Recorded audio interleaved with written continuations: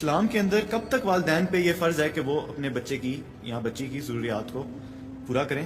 اور اس کا ایک اور ورژن آپ یہ بتائیں کہ وائس ورسا اس کو کر دیں کہ جب بچہ بڑا ہو جائے اور والدین کی کتنی عمر ہو جائے تو وہ اپنے والدین کو سپورٹ کرے؟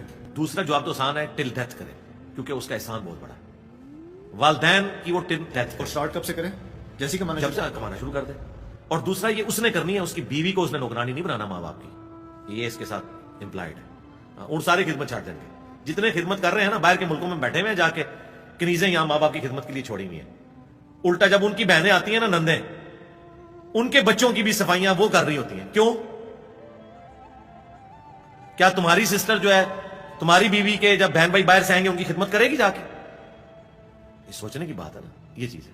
جب آپ یہ خدمت بتائیں گے نا کہ تو نے کرنی ہے، تو پھر وہ کہیں گے ایسا بڑا اوکھا کام ہے. دوسرا پورشن تو میں نے پہلے بتا دیا. پہلے پورشن کی طرف آئے، ماں باپ کو تربیت بھی تو ایسی کرنی چاہیے کہ اپنی اولاد کو پاؤں پہ کھڑا کریں، نہ ان کی ضرورت سے زیادہ ان کے اوپر اتنا پیسہ لگائیں کہ پوری زندگی وہ مانگ تانگ کے کھاتے رہیں. تربیت کا حصہ ان کا کریں.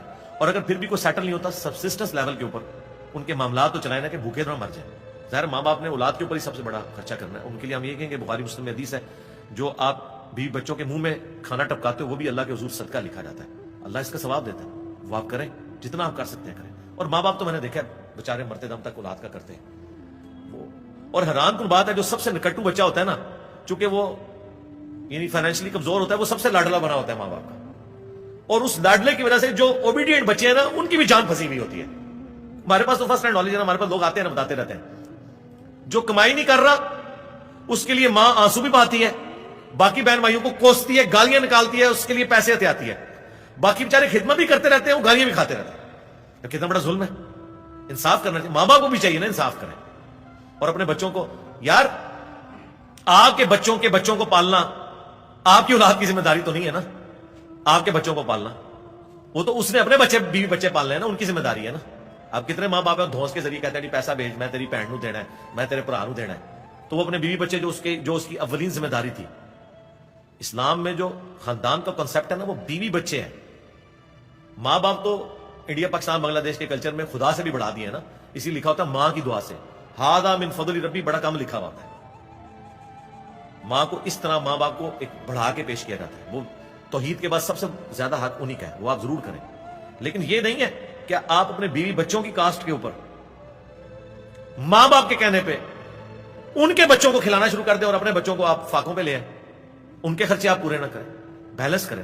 اسی لیے اکثر مجھے لوگ کہتے ہیں جی ساس سسر کے رشتے کے اوپر کوئی ویڈیو بنائیں. بھائی اسلام میں تو ساس سسر کا رشتہ ہے ہی نہیں ہے. اسلام میں تو یہی تھا کہ جب شادی ہوتی تھی وہ جوڑا شفٹ ہو جاتا تھا الگ. ظاہر وہ اس لیے شفٹ ہوتا تھا کہ اس زمانے میں کوئی بڑا مکان نہیں بنانا پڑتا تھا، ایک خیمہ الگ سے لگ جاتا تھا، دیٹس آل. لہذا آپ کو کوئی حدیث نہیں ملے گی کہ ساس بھی کبھی بہو تھی. یہ معاملات آپ کو وہاں ڈسکس، وہاں کبھی ہوتا ہی نہیں کہ بہو نے ساس سسر کی بھی خدمت کرنی ہے، یا گھر دماد والا کوئی کنسپٹ ہوتا تھا.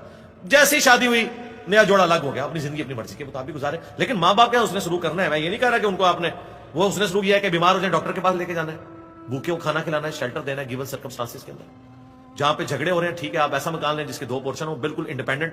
ایک پورشن میں ماں باپ کو رکھیں، ایک میں بیوی بچوں کو، اگر آپ دور سے نہیں آ سکتے. لیکن بیوی بچوں کے اوپر ایسے ماں باپ کو مسلط نہ کریں جو ان کی زندگی بھی جہنم بنا دیں، آپ کی زندگی بھی جہنم بنا دیں. عموماً میں نے گھروں میں جھگڑے جتنے دیکھے ہیں اس میں قصوروار ساس سسر ہوتے ہیں، بہت کم ہوتا ہے. وہ کہتے تو ہیں کہ یہ ہماری بیٹی ہے، اپنی بیٹی ان کی 1 بجے بھی دن کو سو کے اٹھے نا، کہتے ہیں ہائے بچی نے باہر کام نہیں کرنے نا.